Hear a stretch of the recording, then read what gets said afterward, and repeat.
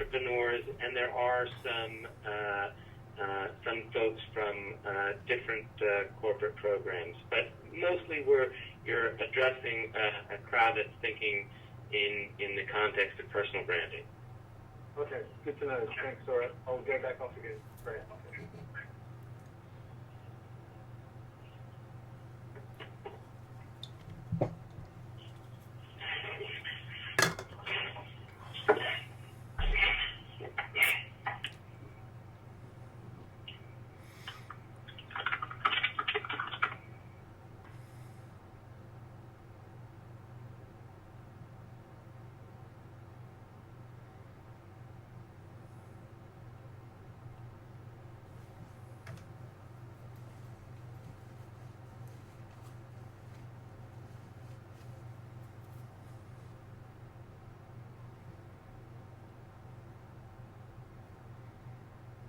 Bruh.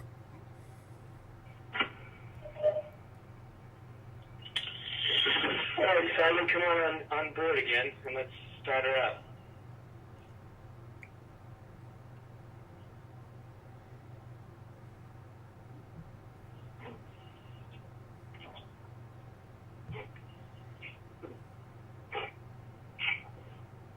Great. This is the first time our guest has come from Sing Sing. Oh, yeah, exactly, right. And you know what? If they lock me down or anything, or food gets slid underneath the, so everyone can see me, but I can't see you, right? Right. I'm actually out That's of. okay. You don't really want to see me, actually. Yeah, Anyway. No, no doubt it's tedious and mental scars and yeah. So let me let's start out with the intro and we'll get right into it. Hi everyone, I'm Tal Raz and this is the Social Capitalist podcast series. By the way, the hashtag for all Social Capitalist live events going forward will be #SCAPLive. Today, is technology teaching us to be more human? Could the future of profit actually be purpose? And what does all that have to do with social media? Can we learn to use that media rather than feel used by it, as so many of us do today? The answers come to us from Simon Mainwaring, the CEO of a brand consulting firm. Simon was inspired by Bill Gates' call at Davos in 2008 to engage in creative capitalism to harness market forces for social good. That's precisely what his first book sets out to do. We First, How Brands and Consumers Use Social Media to Build a Better World. It explores what Simon calls the new social business marketplace, where we all now have a platform to not only express our own voice and be heard, which is new, but also join with other voices and become a chorus for change and innovation. Welcome, Simon. Thank you so much, Tom, and thanks everyone for listening. So let's start with some of your counterintuitive core beliefs that, if they go unexplained, might seem overly idealistic or needlessly provocative. Core belief number one, technology is teaching us to be human again. That is indeed counterintuitive. How so? Well, it's interesting. I think, for a long time, the presumption in the marketing and advertising world was that companies have your best interests at heart. When then I think what happened over the last several decades is that we've realized exactly how powerful the medium is, whether it's television, radio, print, or otherwise, in which case we started to use it to serve our bottom line, whether or not it authentically served the interests of the customer. But recently, in the last 3 or 4 years, that monologue in which, whether it was the advertising agencies or the networks where they had a monopoly, where they would push out in a broadcast sense all the messaging, that monologue was replaced by a dialogue thanks to social media. And suddenly, consumers could have a feedback loop far more sort of profound than either writing a letter to their senator or, complaining to a brand by picking up the phone. And what this has done is this has really allowed this monologue to shift to a dialogue, in which case, as we've seen with Arab Spring revolutions, as we've seen with the BP oil spill, as we've seen with, Occupy Wall Street, just some of the more obvious examples, there's now a level of citizen engagement, there's now a level of customer engagement, this activism which is pushing back against brands. And in a sense, that the very nature of dialogue is such that it's allowed us to have to share people's feelings equally in a sense. You can no longer just solely serve the interests of a company or a corporation. And, it's very, very powerful. To give you a concrete example, if you can witness people trapped between the floors of a building in Haiti during the earthquake and then respond just as quickly by texting a donation into your phone, then it taps into our innate empathy for each other. We are social animals by definition, and it allows us to sort of express that in a real-time, very simple and easy way. And that's what I mean with allowing us to be more human, both in the sense of there being a dialogue when there was a monologue before, and also that we can respond to the experience, the lives of others in real time very easily. I'm not surprised that the case study that you just cited is what you might consider a non-profit, which lends itself very well to that incredibly well-explained, let's say, context for that core belief number one. But maybe this ties into your core belief number two that you can help explain. You say that the future of profit is purpose. So how does that happen? Well, this operates on several levels. I mean, just as a given, there's nothing idealistic, naive, or sort of unrealistic about what I'm talking about. I'm an ex-lawyer ad guy. I'm everything you hate in other people, and I have very high BS radar. And I approach all of this sort of shift in the marketplace from a pragmatist, someone who's spent 20 years in the corporate world, someone who spent the last 4 years becoming an entrepreneur himself and learning the difference between marketing and sales, between having the support network or the security network of a corporation behind you, and then having no support net underneath you. So, that's a given. But when I say the future of profit is purpose, there are three benefits. Most companies, in my experience, don't know who they are. And I say that on the basis of 20 years working in Asia, Europe, and the United States on many Fortune 100 brands, and also 10 years being a sort of hired gun going into Fortune 100 brands to fix their messaging at the last minute.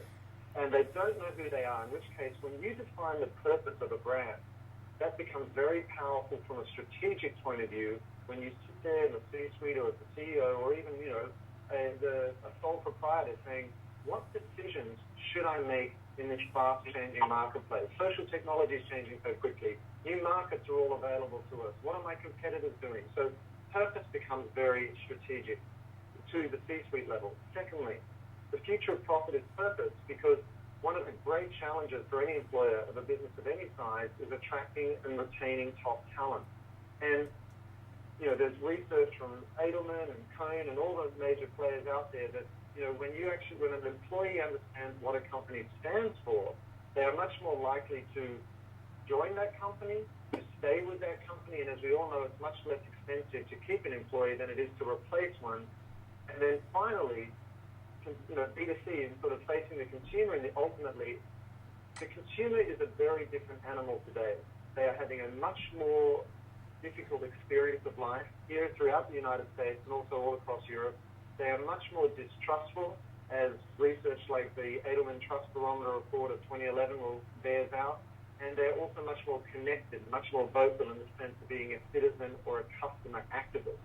In which case, if you want to connect with your customer and inspire them to use these very same channels of social media like Facebook and Twitter and LinkedIn to promote your brand, you have to be meaningful to their lives. And one of the most powerful ways to do that is to contribute towards a cause that's in alignment with the core values of your brand. So you're not only supporting that customer in terms of the change they want to see in the world, you're also reinforcing the fundamental for-profit narrative of your brand. So it's not like cause washing or greenwashing or pink washing or local washing. You're actually doing something that makes sense in the customer's mind. So the future of profit is purpose makes sense in terms of a strategic guide for leadership, a way to attract and retain top talent in terms of employees, and a way to be meaningful to the lives of your customers in a very difficult economic context. Do we see that? You listed some examples, recent examples of consumer pushback. You listed Netflix, Bank of America debit card fee, Verizon online $2 payments, most recently the backdown of Congress over SOPA. Are these examples of a lack of purpose, or is this an issue, another word you use, of caring and how that's key to the brand success? Well, it's a complicated issue in that, we all know the government's riddled with historic debt, in which case consumers are now looking to brands to play a more active role. Now, many of those brands don't know who they are, or some of those brands act inconsistent with the image they present of themselves. So there's no authenticity there, there's no transparency there. So, it's one thing to know what your purpose is and say, be able to articulate it in a wonderful mission statement, but if you're not actually living that truth, you're just opening yourself up for exposure in a marketplace that is more transparent, in a marketplace where citizens are more sort of activists by nature. So I think what's happened here is there's a real tension. It doesn't matter if you're a small company, a startup or a large corporation, a real tension being between having to survive in this marketplace and do sort of all the economic sort of ruthlessness that comes with that, and also the demand of the new consumer to actually serve them in an authentic way. So I think, for example, in a lot of cases like Netflix or Verizon, or even Bank of America's debit fee, a lot of these companies, rightly or wrongly, and I don't mean to generalize, but they're trying to find new ways to raise revenue, they're trying to find new ways to survive. But today's consumer not only won't tolerate it, they will actually push back in a very public way. And that is why you're seeing companies back down. That's why social media is so important. That's why suddenly social media is serving as PR for people, for customers, for citizens, as much as it used to serve PR for companies that were out there, that had a monopoly on these media channels. So to crudely summarize a basic idea that's emerging from what you're telling us, the challenge for all of us seems to be to humanize ourselves and to make ourselves into purpose-driven, enchanting brands with communities that we care for and care for us. But on a very basic tactical level, where do we start as individuals with all that information? Right. I mean, it's a very good question, and you can either approach it from a macro point of view in terms of global community and global economic challenges we face, but that can be a little bit alienating for the individual business person. So let's start at the other end. But I will say that the overriding presumption here is not that suddenly business has to do good.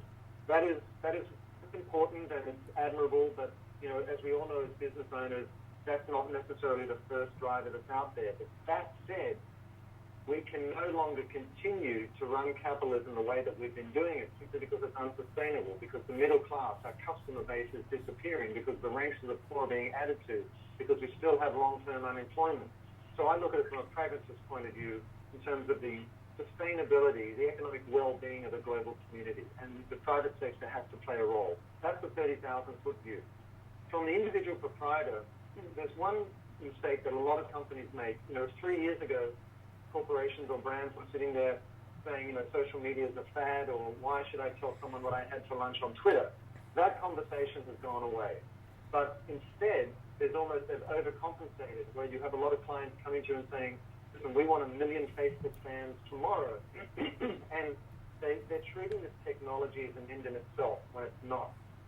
Social media is just another channel through which to manage your reputation and through which to generate word-of-mouth advertising. And these are timeless propositions. So where do you start? The most important and powerful place to start is by knowing who you are as a brand. And I've mentioned before how this has strategic, it has employee, and it has customer benefits.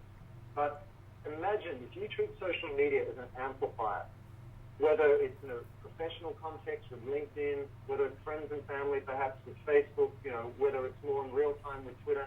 If you treat it as an amplifier, you don't want to broadcast your schizophrenia, which is what most companies do. They either tell their customer base 10 different things, and therefore no one knows what they stand for, or some of them do this amazing thing where they spend $100 million on marketing and no one knows what they stand for, which I think is actually quite a gift. How do you do that? But what you need to do is define what your purpose is first.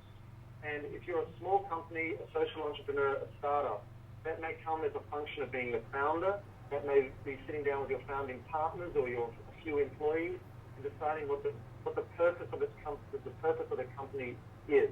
Why does it exist? What makes it different to its peers? What are its core values? What is its mission statement? What is its vision for the future? Once you've done that, you then need to make sure that that is secondly integrated within the company itself. One of the big problems with a lot of brands that do the hard work of defining themselves is that then they jump straight to the customer and tell them that, yet when the customer deals with the company, the customer service experience or the different experiences of the brand don't gel with this mission statement, with this purpose. So you need to create that internal alignment. So get leadership buy-off first, define what the purpose is. Secondly, get that internal alignment with your employees, and if that means providing them with social media protocols and policies and training so that they can be a more social animal, that's absolutely critical. And then thirdly, go to market with that purpose in an authentic way.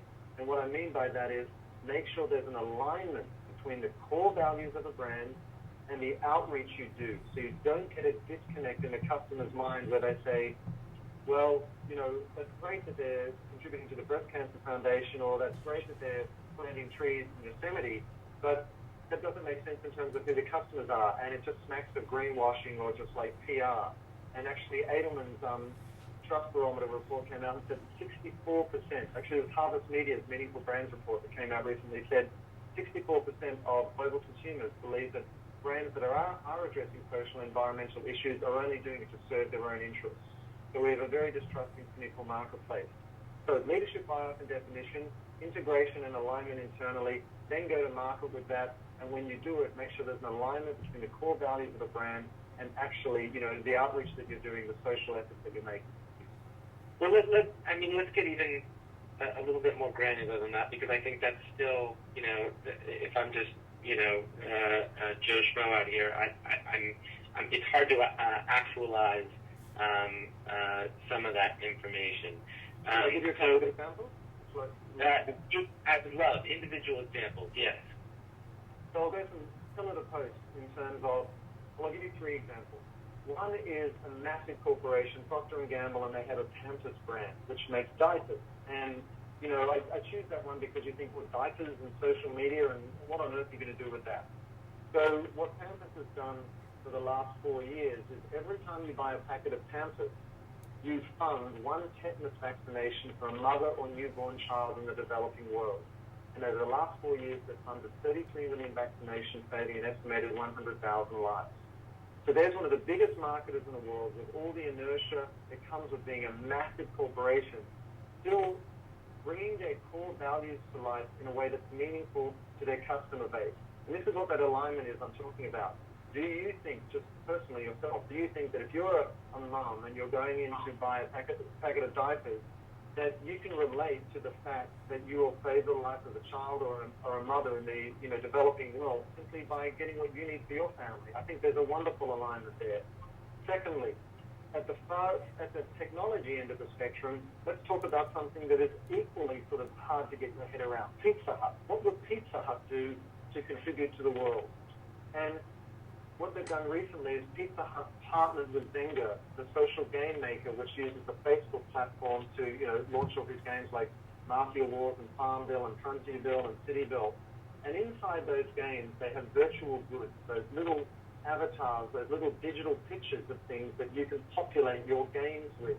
So if it's Farmville, you can buy a haystack, or you can buy a McDonald's restaurant and put it in your farm, and you can keep to build out your farm. And, you know, in terms of the size of this market, in 2010, Americans spent $2 billion on these virtual goods. In 2014, it's supposed to be a $6 billion marketplace. So it's a big marketplace.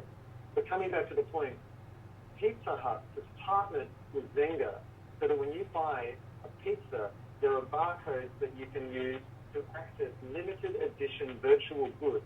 These little avatars you can put inside your social games to compete with your peers. And the sale, the cost of those goods, the 99 cents, the $1.99 for each of those things, which is nothing to you, go towards the World Food Program. So there's an alignment between Pizza Hut, which makes food, and their desire to get some scale and community building through social gaming by using virtual goods to actually support a cause which is related to hunger, which is the World Food Program. And then finally, one example, if we're a smaller company like myself,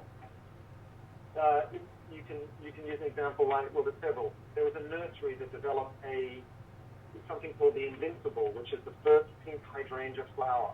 And all they simply did was said, the pink of the flower connects to the Breast Cancer Foundation. So every time you buy a flower, $1 would be donated to the Breast Cancer Foundation.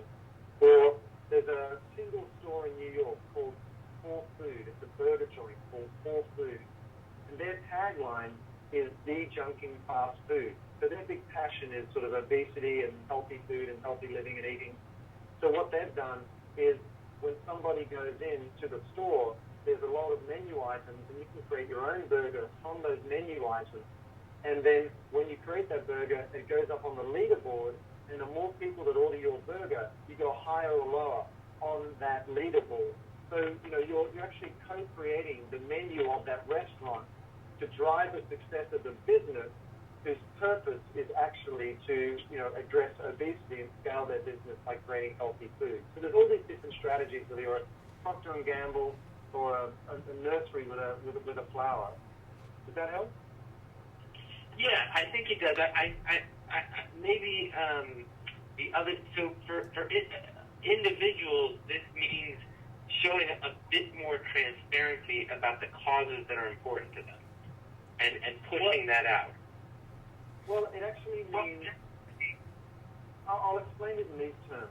One of them, there's 3 tenets to the book, We First, and one is this new partnership between brands and consumers, in which brands get the goodwill, loyalty, and profits from their customers, and what customers get is greater social responsibility from brands. That's the first part. The second part of the book is something called contributory consumption, which is the simple idea that a small proportion of the sale of any product or service goes towards a cause in alignment with the core values of the brand. And this is not a new idea in the sense that it builds on the wonderful work done by 1% for the Planet and Product Red, but really it's expanded in the sense that too often the cause work or the meaningful work that brands do is either an afterthought once all profits have been taken and their duty to their shareholders has been discharged, or it's window dressing in the sense that it's sort of cause marketing to try and from a PR point of view. But I'm saying we can't do that anymore. We need to integrate purpose into the for-profit business model, in which case the way to do that is to make a small contribution from the sale of products and services towards a cause that's in alignment with your brand. So if you're a sole proprietor, you're a company of 5 or 10 people, you sit there and go, I'll give you my example, my company. My company, We First, I struggle to think what I want to support. It's kind of like online dating. I like to heli ski, I like good food, you make this idealistic portrait of yourself. Of course I care about world hunger, of course I care about the environment, but you've got to get more specific than that. And, I have 2 daughters, and my wife is a Montessori trained teacher, so I decided that I wanted to support women in education, young women in education, and so I support the United Nations Girl Up Foundation because they get young teenage American girls to mentor girls in the developing world who have, this kind of fortunate in life and support them through education and so on. So that's how I came to my personal conclusion with We First and what it supports. So if you're a founder, if you're a CEO, you sit there and go, what is important to us? For example, to your point about Patagonia, to transparency, Patagonia now has done 2 things. There's 3 things I'll mention just to show how they bring their concerns with the environment to life. The first thing they've done is the Footprint Chronicles. And if you go to put in Footprint Chronicles, you'll see the Patagonia site, and what it is a series of videos. And you can enter the SKU number, the number of the item you bought, the shirt, whatever it might be, and you will be able to see videos that show you how that shirt was made, how the fabric was made, how much trucking was involved, the good, the bad, and what Patagonia thinks about how they can improve the sort of carbon footprint, etc., of that product. Secondly, they launched a campaign recently which says, don't buy this product. And you've probably seen the ad, don't buy this jacket. Instead, they want you to come in and actually let them repair that jacket so we actually consume less, which is a very counterintuitive business strategy, but it's also created a lot of very valuable PR. And then thirdly, what they did was their commitment to the environment, they realized that they can't scale that efficiently on their own. So they led the charge of something called the Sustainable Apparel Coalition, which is a single sustainability metric for all the apparel and footwear manufacturers out there. And now they have over 30% of the global marketplace signed up, including Adidas, Nike, Puma, they have M&S and H&M in Europe, they have Walmart, and they're imposing it all on their supply chain. I'm still on the webinar right now. I have to do the weather saying, if you care about the environment, how do you bring that to life? City clickers. If I care about women in Shower, education, clean up, and get how to do I the bring meeting that to by 2 life? o'clock. If I So care about I obesity as a it's sole like proprietor from crunch a time burger before joint, here. how do I bring that to life? And that's the personal challenge for each of us. You know, this really resonates with me. I'll tell you, I'm familiar with the element study that you often cite about trust and how low trust is these days. But there's a flip side to that, just in my own person, in that I feel like I trust people, in groups of people I otherwise would not trust. Because, for instance, I follow people I don't actually know, but those people, within those people I follow, who are very good at using the medium and ascribe to a lot of the ideas that you are preaching about, cause and storytelling and humanity, are people that I'm going to relate to or do business with in the future, because I just have a sense of who they are. And you put it, I'll use your own words, you say, social media has upgraded the ability of regular citizens to become more persuasive communicators about who we are, what we care about, and the change we want to see in the world. So that I know. No, it's absolutely true in the sense that I'll call you I found this in the corporate world and now in the entrepreneurship world. People are almost relieved to be able to talk this way because we all do care. Given half a chance, we do want things to get better. And I think we were all a little bit exhausted and certainly disappointed by the results of sort of climbing over the backs of each other in the run-up to 2007 and 2008 and the global economic meltdown. Yes, we all want to serve our self-interest, but we now realize that we need an expanded definition of self-interest that includes the greater good, because we're in so much trouble on so many fronts that we need to address these issues. And, I see a question on the WebEx here, which is like, how do we bring this down to an individual level? How do we do this with our friends and family and colleagues? I think, and I mentioned that because this is sort of a setup. What I was saying is a setup for that, in the sense that we now have permission to show that side of ourselves. If you look at the WeServe site, we have a manifesto up there. We have our core values up there, and that was a very difficult process to work out for myself what that actually meant, but it's incredibly powerful for the reasons we discussed before. Another example, if you look at Zappos, which is touted as the best example of sort of new media customer service, they do incredible things. They start with defining what their core values are, the 10 core values that Tony Hsieh has put up in the office. But I'll tell you a direct experience. I was on the Delivering Happiness bus with Tony Hsieh and chatting to him about his business now at, I think it was TED, or South by Southwest. And, we finished talking and he left. And there was a young lady in the bus with us, and I said, wow, it must be great, working for a guy like Tony. He seems like a, really down-to-earth guy. And the young lady said to me, well, I'm sorry, I have to correct you. And I said, go on, in John Stewart way. And she said, I don't work for Tony Hsieh, we work together. And it's a very, very powerful thing. Whether it's personal or business, you can bring your best self, your higher self, to market in a way that will be absolutely profitable for your bottom line, because the marketplace is now such that, people are having a difficult experience of life. There's so much transparency. There's been so much exposure of corporate practices. There's so much intolerance for running capitalism into the ground, as I've done before, that we're now looking to brands to take a leadership role. And that's why you see Howard Schultz, leading the job creation program or getting a boycott of 140 CEOs against campaign donations. That's why you see Walmart. Yes. Sorry to interrupt. All these questions about kind of bringing it down to our level and where do we start, I think what they're getting at is they understand how this humanizes us. They understand how it upgrades our ability to tell the story we want to tell about ourselves. But it's the how. And the how, I may be wrong, but I don't think you can get around discussing the how without getting around content. Whether it's what you're putting onto your Twitter feed, what you're putting onto your blog post, what you're putting onto your Facebook timeline. Isn't that what they're asking about? Is what is the kind of content that we need to create? Isn't that the currency that's telling your story? Yeah, that's part of it. But the how, let's start with the how question, because I totally hear you. I mean, as you know, I just did this WeFirst seminar a couple of weeks ago, and I spent a lot of time at events in the last couple of years. And the one takeaway was that a lot of us go to these events, we take a whole bunch of notes, and then we put those notes on the shelf, and they don't really translate to value to our business. And so when I put together the seminar, I created this WeFirst Social Branding Blueprint that works you through the how. And there are 8 modules to that, and I'll use that as instruction as to the overarching architecture for the how, and then I'll get specific to the content. And, you start off with a realization of the marketplace in which you live, this new marketplace. A lot of people are still doing business like it's in early, 2000 and something or 1990s. But as we talked about, the customer's different, technology is different, the economy is different. Then secondly, you have to define your brand and its purpose. That's the second stage. And then you have to integrate that internally. You need to get that alignment. So that's the third stage.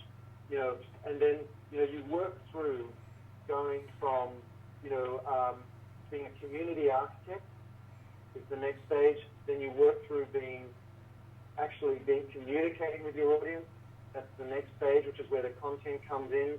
And then you work through how do you maintain momentum, and then how do you maintain a leadership position.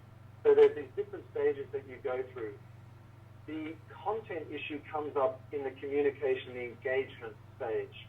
And it's not a matter of just jumping to these different channels and saying, great, I've got to create a YouTube channel, and I've got to put out 8 tweets a day on Twitter, and I need to do 2 or 3 posts on Facebook each day, and maybe a couple on Google Plus and respond. It's more than that. You need to step back, define your purpose, differentiate it in a way that's very human, very accessible, and differentiate it from your competitors, and then create an editorial calendar that speaks to this agenda and put this material out in a varied way. By varied, I mean sometimes you do a video post, sometimes you do a long copy piece, sometimes you'll do an interview. So you keep people engaged. But most importantly, you lead with listening throughout the process. So you create your editorial calendar, and this is all informed by your purpose, and you mix it up in terms of the media. But then on an ongoing basis, you listen to what your consumers or your customers are saying. So if one topic is flying and it's really resonating, run with that. If there's a big issue in your industry, have some opinion on that and play into it.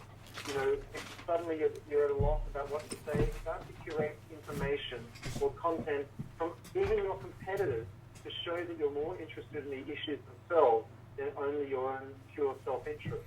So I think the content can be in many, many forms, but it needs to be defined by your purpose. It needs to be varied to maintain engagement, and then you need to always reconcile that with the need to listen and respond to the customer, because they're more often than not driving that conversation now.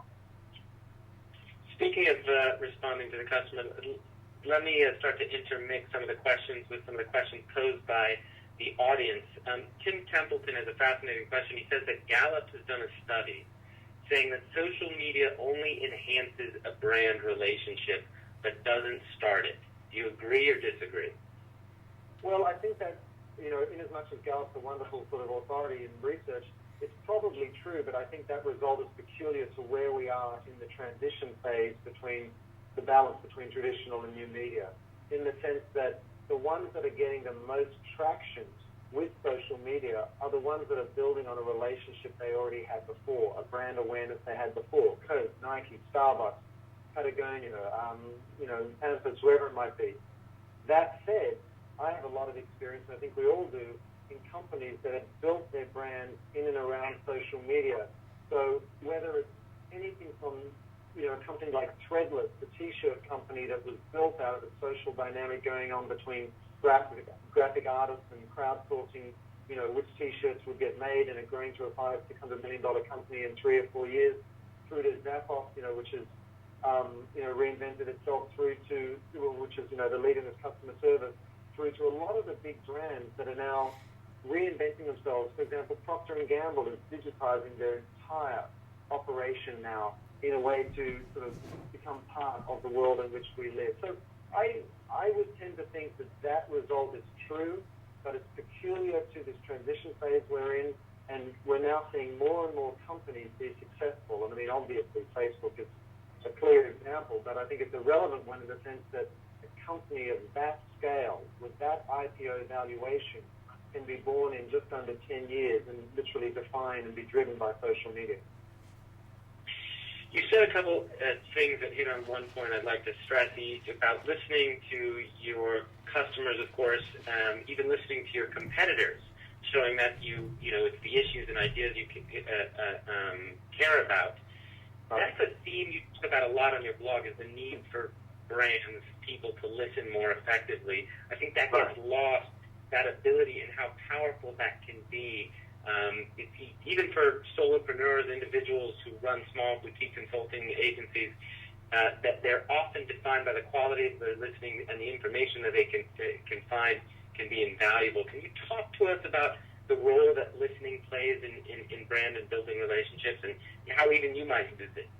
No, well, absolutely. I think we're all qualified to understand this because we've all been in relationships where we either talk too much or we don't listen enough, and it never seems to go the way we want, right? And it's the same in this new social dynamic. And, a great example is the software maker SAP, which has over 1 million unique visitors a month, and they have over 600 bloggers, but only, it's less than 5% of that membership is actually from SAP employees themselves. They curate the entire industry, and they add value to the entire industry by curating content out there that's relevant to whoever they are, even their competitors' customers. And, what I really think is that, I'll move off listening for a second and give you a couple of concrete examples of taking leadership from this collaborative point of view. When you accept the fact that we now work in a global community, you either see that as a threat or you see it as an opportunity. And Nike, for example, has seen that as an opportunity. And what they're doing is they're saying, listen, we're going to share information from our competitors, and we're going to share our information with our competitors because we want to establish that we're a leader in the context of a global community. So they've got Nike Green Exchange, where they exchange all their IP around the glues and rubber and stuff that they use in their shoes. They've got the environmental design apparel tool, which opens up how they reduce the carbon footprint of their supply chain. All because they want to demonstrate that they realize that we all need to work together to address issues like climate change, which is meaningful to their customers, but it also affects their business bottom line. So, that's one example of listening, but part of the, if the presumption is you lead with listening, you also want to listen to your competitors, and by doing so, you can demonstrate a leadership position in your industry. So let's imagine you're a small company, a lawyer, a single proprietor lawyer, a one-man office. What you can do to build your profile is to start to curate information on whatever your specialty is, intellectual property, copyright, whatever it might be, so that out in the social channels, people start to look to you for the latest and greatest information in that area. And the reason we lead with listening is because it enables us to be community architects. If I listen to you and I celebrate the work you're doing, you will connect back with me. Members of your community will connect back with me. And really, ultimately, we're all in the community architecture business now. We're trying to aggregate communities to build our own customer base. And listening is the first way to open that door to a relationship that will allow the cross-pollination of communities. Another question, we're going to end with a couple more questions from the consumers. Colleen Newbine asks, now you're building or you're architecting this community, but what happens when you're hit with, you're throwing your core values out there, and then you get hit with criticism or negativity, or some of the sort of dark side that we hear about on social, or actually felt in social media? How do you deal with negativity in social media? How have you dealt with it? You know what? I think it's a great thing, and I've had it too. I mean, I get everything from being dismissed as some sort of crazy communist idealist through to being put on the Republican watch list, through to people just telling me, I had a gentleman get very angry with me because I wrote a piece about whether video games increase teen violence, and he was very angry with me, which seems rather for me to prove the point. But anyway, so you always will encounter that. As soon as you open yourself up to public scrutiny, you're going to have those who support you and those who don't, and that's fine. What I do is I welcome it. I've been taken to task by people over various issues many times, and rather than be reactionary and defensive, what you try and do is say, great, someone is pointing out something that many other people are already thinking, or they're highlighting a way that I need to improve my product or service if I'm really going to be authentic. So the best way that you can do that, Patagonia is a great example with their Footprint Chronicles, which tells you what they think is bad with what they're doing, is to put your dirty laundry out there first. So if you have somebody out there who is criticizing what you're doing or saying, listen, that's great you're doing this good thing over here, but look what you're doing on the other side of things, that's wonderful news, because it's forcing you to get some alignment between the way, who you say you are and what you actually do. Now, that's not easy, but it's even more difficult for corporations like Procter & Gamble or Unilever or Coca-Cola, these massive brands that, have been operating on the basis of this sort of monologue marketplace for a long time. So, if you're a small solopreneur or something, it's actually a lot easier to do. My approach to all of this is we are now operating in the era of WikiLeaks, of Anonymous, of the inability to bury stuff deep enough. So the smartest business strategy you can take is to define your purpose and go to market in an authentic way and really challenge those things that aren't authentic, because the marketplace will expose them if you don't. Now, that's difficult if your product or service has a negative impact on the world as well, and almost every product does.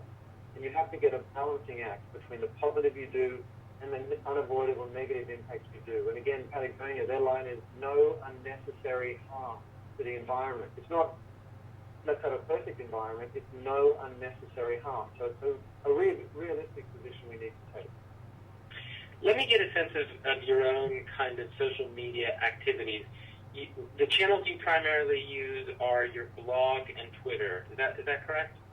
No, I use them all in the sense that, well, not all, there are hundreds, but, I'm a member of sort of probably 100 different platforms, but there's only 5 or 6 that I use actively. One is Facebook, and I have my own personal page, and I have a fan page. And, on Facebook, just to get some specifics, I probably post 1 or 2 times a day on each of those. And I put my blog posts on my personal page as well. Some people separate them out very cleanly. I started on my own personal page, so I include the blog post there. I also don't include on my personal page, the other end of the spectrum on the personal side, I don't include any pictures of my family or my kids or anything, because that's their choice, how much they want to be exposed, but I see that we're on a very slippery but steep slope of privacy out there. So I'm also sort of practicing privacy with a view to where the marketplace is going to be in 10 years' time. And I think, it's better to err on the side of caution, but that's my personal choice. Then I use Twitter. The way I handle Twitter, because we're all very busy. None of us have got time. I'm a dad. I just got back from taking my kids to school. None of us have got time to spend all day on social media. The way I manage it is this. I have a Google RSS feed, which is like Google Reader. So basically it's like a newsstand for all the things you like to read. And in my case, I've selected things to the research for the book. I've got like 2,000 sources that come in every day. And what I do is I scan those actively a few times a day. I will star articles that I think would be of interest to my community or offer value. I then post those, schedule those on Hootsuite, which is a platform that allows you not only to track, direct messages and your Twitter stream and a Twitter stream of others and things you search with hashtags, but also to schedule tweets.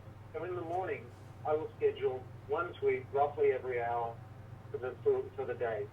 Then I will keep Hootsuite or another option, TweetDeck, open all the time, and I'll respond when I can. But I'm constantly in meetings or on a plane and stuff like that. So there's long periods of time where I'm not available, and that's just the way it is. And the scheduled tweets go out, but that's nothing you can do. But I think it's absolutely critical that you do it yourself. Absolutely critical. And then beyond that, I was like everybody else when Google Plus came out and got traction. It's like, oh no, we've got another platform, another mouse to feed. So, I post there once every couple of days, probably not as much as I should. It's a very high-level engaged audience on Google+.